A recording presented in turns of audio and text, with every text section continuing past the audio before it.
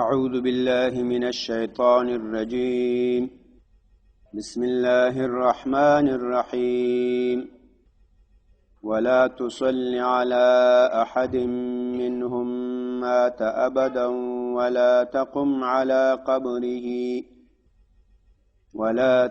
على قبره إنهم كفروا بالله ورسوله وماتوا وهم فاسقون. ولا تعجبك أموالهم وأولادهم إنما يريد الله أن يعذبهم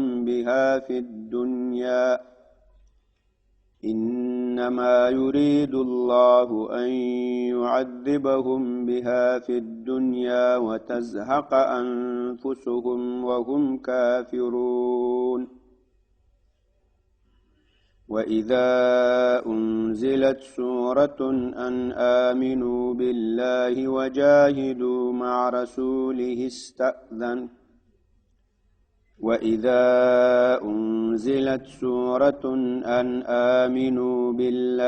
وجاهدوا مع رسوله استأذنك أولو الطول منهم وقالوا ذرنا نكن مع القاعدين. بسم الله الرحمن الرحيم. سورة التوبة آیت نمبر 4 د دې آیت مناسبت لمخ کی آیت سره مخ کی آیت کی الله تعالی فرمایلی وو وای فإن رجعك الله إلى طائفة منهم فاستأذنوك للخروج فقل لن تخرجوا معي ابدا. وای کچیرته الله تعالی ته بیا دوی ته واپس کړي مدینه منورې ته اے نبی علیه الصلاۃ والسلام کتل د تبوک نه د تبوک له غزوې نه بیا دوی ته واپس و مدینه ته بیا کدی منافقین ولتانه اجازت غختل لكم بل جهاد لپاره نو ته به ورته وایې لن تخرجوا معي ابدا، تاسې به چیرتم له ما سره بیا نه وځئ، بیا ما سره جهاد ته تلی نسئ. ولن تقاتلوا معي عدوا، او نه به تاسې چیرته بیا ما سره جګړه کوئ د کوم دشمن مقابله کې. دا په دې باندې نور دا کیسه بنده شوه. نو دا د منافقینو یو سپکاوی شو، دا د منافقینو لپاره یو زجر، یو تهدید، یو سپکه شوه. ای برای منافقین یک تذلیل، یک ذلت شد که از معیت نبی علیه الصلاة والسلام، از مصاحبت نبی علیه الصلاة والسلام در غزوات محروم شدن. دا د منافقینو یو سپکه شوه چې د نبی اسلام له صحبت له معیت نه په غزواتو کې محروم شول. دا یوه سپکه په دې نن په دغه آیت کې 4 نمبر کې په دې کې الله تعالی دوی ته یو بل سپکه ذکر کوي چې که دا مړه سو ګوره نبی علیه الصلاة والسلام په دوی باندې لمونځ ونه کړی، د دوی په قبر هم ونه درېږي. یعنی په مرګ کې دا په حالت کې مرګ کې دا دوی ته یو سپکه سي. یو څوک چې مړ سي نبی اسلام دغه جنازه وکړي، دا خو ډېر د فخر خبره ده. صحابه دغه جنازه وکړي، نیکان صالحان د په جنازه ودرېږي، د په مړي باندې ودرېږي، دا خو ته د عزت او د شرف خبره ده. له دغه شرف او عزت نیم پسې محروم که، دا به هم نه کوې. ولا تصلي، او لمونځ مه کوه ای نبي علیه الصلاة والسلام علی احد، په یو کس باندې منهم د دې منافقانو نه ماته چې دا مړ شي ابدن هیڅکله. ولا تصلي، نماز نخوان، نماز جنازه علی احد به یک کس منهم از ایشان ماته که بمیرد، سر از نماز نخوان ابدن هیچ وقت. ولا تقم علی قبره، او مو درېږه د ده په قبر باندې، به سر قبر شم استاد نشو چې ده په قبر ولاړ او وعظ کوي، نصیحت کوي، مسلې کوي، نه په قبر بیا هم نه ودرېږي چې نورم سپک سي. دا ولی انهم کفروا، یقینا دوی کفر کړی، بالله په الله باندې، ورسوله په رسول الله باندې، وماتو او دوی مړه شول په داسې حال کې وهم فاسقون چې دوی بدکاران ول. د دغه آیت په بنا چې ته لمونځ مه کوه په یو کس د دوی چې دا مړ سي ابدا هېڅکله. دغه خلک چې د امریکایانو سره مړه دي، د امریکایانو نه دفاع کوي، یغو لپاره جنګیږي، د دې ټولو همداسې حکم ده. په دې باندې باید سړی څوک لمونځ ونه کړي، ملا عوام د په قبر باندې باید ونه درېږي. دا ټول د منافقینو حکم لري، ځکه دا د یهودو د مشرکانو انډیوالان دي، لکه دا د مدینې منافقان، بلکې دا لغونم بدتر دی. د مدینې منافقین سول په دې ځان پوی کوي. د مدینې منافقین هغه نبی علیه الصلاة والسلام سره اوسېدل، له هغه سره به غزواتو تم تلل، هغې سره به جهادونو تم تلل، صرف په زړه کې کفر ته میلان و،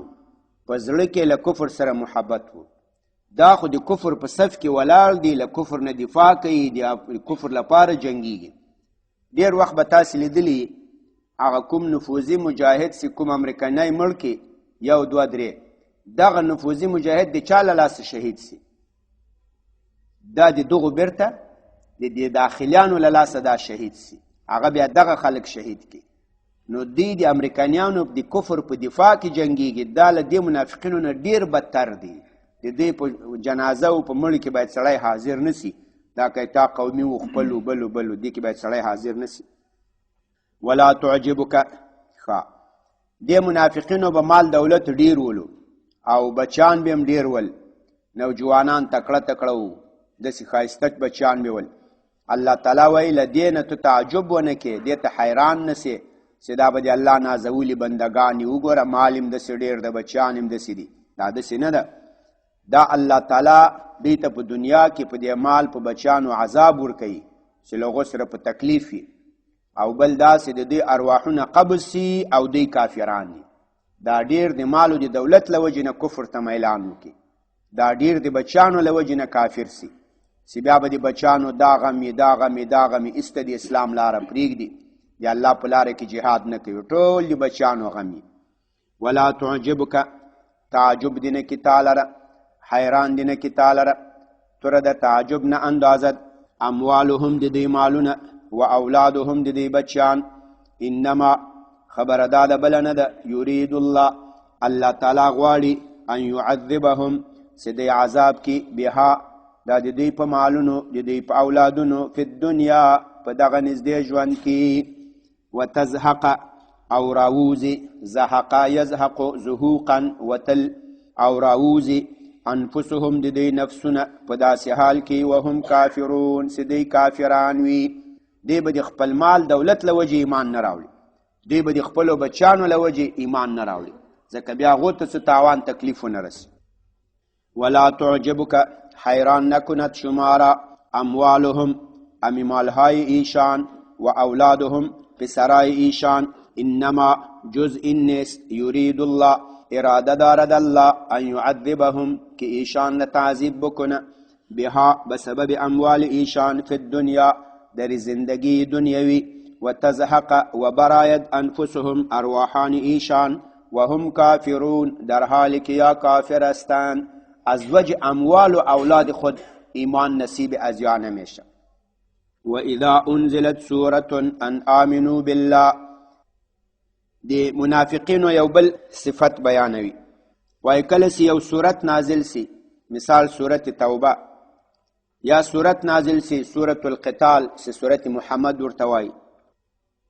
چې کله وای یو صورت نازل سی او پاغې کې الله تعالی امر کړی چې تاسې ایمان راوړئ په الله او جهاد وکړئ له رسول الله صلی الله علیه وسلم سره، بیا په دې منافقینو کې د قدرت والا راسې اجازت اخلي. یو چا په سترګو ړوند وي، په پښو شل وي، خوار غریب مسکین وي، د جهاد د تلو راتلو خرچه نسی برابرولی، جهاد خو پیسې غواړي، خرچه غواړي، دا نسی برابرولی. هغوی که اجازت وغواړي خو یو وجه سته، په دې کې به هغه قدرت والا، توان والا، هغه دولتمن خلک به راځي اجازت به اخلي چې مونږ پرېږده یا رسول الله، چې مونږ له دې ناستو خلکو سره په کور کینو، له دې بوډیګانو ښځو سره، له دې ګوډانو شلانو سره، له دې سره په کور کینو، موږ ځان سره مه بوځه. و اذا انزلت، او کله چې نازل سي سورة، یو سورت لکه سورت توبه، سورت قتال، سورت محمد، سورت انفال، سورت آل عمران، په کومو کې چې د جهاد ذکر ده، د قتال ذکر ده، سورت احزاب، ان آمنو چې د هغه سورت مضمون داوي بان، سورت نازل سی بان په دې مسله، دا ان دا منصوب محلن ده، دا به حرف جر په داخل ده، دا مفعول به ده، سیا صورت نازل سی په دې خبر ان آمنو سی ایمان راوړي په الله وجاهدو او جهادونه وکړي مع رسوله دی الله له رسول سره د هغې په معیت د هغې په صحبت پانډیوالي کې استأذنک طلب د اجازت کوي استأذن یستأذنو استئذان باب د استفعال د اذن اذن اجازت توي استئذان طلب د اذن طلب د اجازت الف سنته بلا پار د طلب سی لکه استغفار طلب د مغفرت استأذنک طلب د اجازت کوي لتانا اولو الطول اولو دا جمع د ذو من غیر لفظه په معنا د صاحب ذو په معنا د صاحب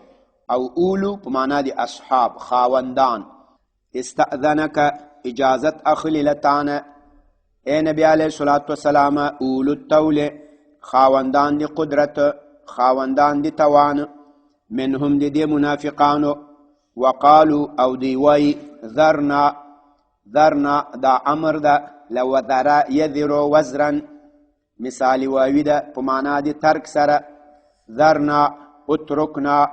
من پریگ دا نکن سمگو سیگو مع القاعدین لناستو کسانو سره و اذا انزلت وقت کی نازل شود سورة یک سورت ان آمنو سورت نازل شود با این سخن ان آمنو کی ایمان بیاورد بالله با الله وجاهدو و جهاد بکنید مع رسوله در معیت در صحبت رسول الله استأذنک طلب اجازت میکند که از شما اولو الطول اصحاب قدرت منهم ازیشان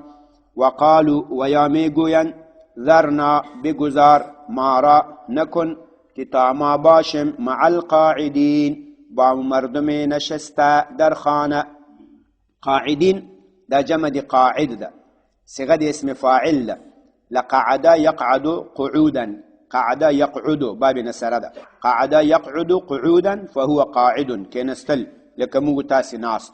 قاعد ناست تواي بكور باندې ناست قاعدين جمع سو نسبن جرن قاعدون دای رفعن سو دلته مراد جن هغه خلق دي چې هغه په کور باندې ناست وي او جهاد ته نځي په کور باندې ناست وي هغه زنانه وي ماشومان وي بوډاګان وي ګوډان وي شلان وي اړاند وي په سړو کې دا سړی سماتو وي په حساب په کتاب خو نه پیږي د خواري او د مزدوري نه دا په کور ناستي نو دی وا یا رسول الله موږ پرېږده چې موږ له دې ناستو خلکو سره کینو نو دلته د خپل ذلت په خپله تسلیموي موږ پرېږده موږ به له دې ناستو سره کینو په موږ باندې څه کوي خپله ځان په هغه ذلیلو خلکو کې په کمزورو خلکو کې حسابوي سره له دې چې ښه قدرت لري خو ځان په کمزورو کې حسابوي تر همدې چې پورې بس ده د دې آیاتونو خلاص مطلب دا سو چې په منافق سړي باندې هغه څوک چې کافرو ته تمایل لري میلان لري د کافرانو صف کې اگر کله د اسلام چغې وږي هغه که مړ سي یا د کافرو په جنګ کې مړ سي له دې سره باید په دې باندې باید څوک جنازه ونه کړي نه د مړي ته حاضر سي نه باید خواخوږي پې باندې وکړي او بل د منافقانو د دې بدو خلکو مال دولت اولاد دې باندې باید سړی حسد ونه کړي دې ته باید سړی غبطه ونه کړي هغه ته باید ډېر خفه نه شي چې وګوره داسې مال لري او زه نه لرم دا د دې مال له وجې نه الله دوی ته عذاب ورکوي د دې مال له وجې نه دوی دا د کفر صف غوره کړی ده که دا خواران غریبان وو بیا به داسې نه ول نو دا داسې نه ده چې دا څوک الله فقیر مسکین پیدا کړی نو دا د الله ورسره دشمني او چې دا مال دولت پیسې ورکړي نو دا الله ته ډېر نږدې کله دا مال دولت مصیبت ورته وګرځي او بل ته دا فقر دا غربت په دې کې الله تعالی یو حکمت چې الله تعالی د دین خدمت ور نصیب کړي د دین په لاره کې قرباني دا ور نصیب کړي بعضې مالدارانو چې هغه د کفر په صف کې ولاړي سړی باید هغو په مال او په اولاد باندې داسې نه وي چې هغو نه تعجب سي متاثر سي چې ولاله که چې دی ډېر منعم ده یا الله ډېر احسان پې پیرزو ده او په ما نه ده پیرزو په دې کې خاص حکمتونه یي له الله نه خیر غواړئ له الله نه هدایت غواړئ د مال او د دولت او د دې سوالونه مه کوئ خیر له الله نه غواړئ چې یا الله هغه څه په ژوند کې راته پېښ کې چې دنیا او د آخرت مې پکې خیر وي موږ تاسې په خپل خیر او شر باندې نه پوهېږو الله تعالی علم لري هغه پې باندې پوهېږي نو دا وګوره د مالونو هم لري اولادونو هم لري خو په دنیا کې د عذاب سبب سو ورته او په دنیا کې د کفر سبب سو ورته او سره له دې چې موږ ګمان کوو دا به ډېر لوی نعمت چې په دې به سوی. سبحان ربك رب العزة عما يصفون وسلام على المرسلين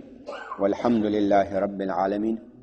یا الله دی قرآن کریم دا ترجمه او تفسیر خپل حضور کې قبول و منظور کې. آمین. که څه زیادت و نقصان سوی یا الله ته مختماف کې. آمین یا الله. په قرآن او په حدیث او په شریعت باندې د عمل کولو توفیق نصیب کړي. آمین یا رب. له بدعات او له خرافات او له نفاق او له شقاق او له غلطو صفاتونو په خپل حفظ امان کې وساتي. آمین. په حاضر مجلس باندې فضل و رحم وکړي. ظاهري باطني ټول ناروغیو ته صحت عافیت نصیب کړي. آمین. په کور کې بیماران وي ناروغان وي الله دې ټولو ته صحت عافیت نصیب کړي. طالبان عالمان با عمل حافظان د قرآن علما با عمل وګرځي. نور د موږ مجلس کې نور عام خلک دي کلیوال دي کاروبار کوي الله دې په کارونو کې خیر او برکت واچوي. الله تعالی دې له موږ سره روزي کې پراخوالی راولي. الله تعالی دې بندگانو له احتیاج نه وساتي. الله تعالی دې موږ ته په زړونو کې استغنا او بے پروايي پیدا کړي له دنیایي اموراتونه. د مجاهدینو دی الله د اسلام دی الله تعالی حافظ و ناصر سي. د شهیدانو دی الله تعالی مراتب اوچت کړي. د یتیمانو د دې دی الله تعالی ښایسته پالنه ساتنه وکړي. الله تعالی د نیکان صالحان لوی کړي.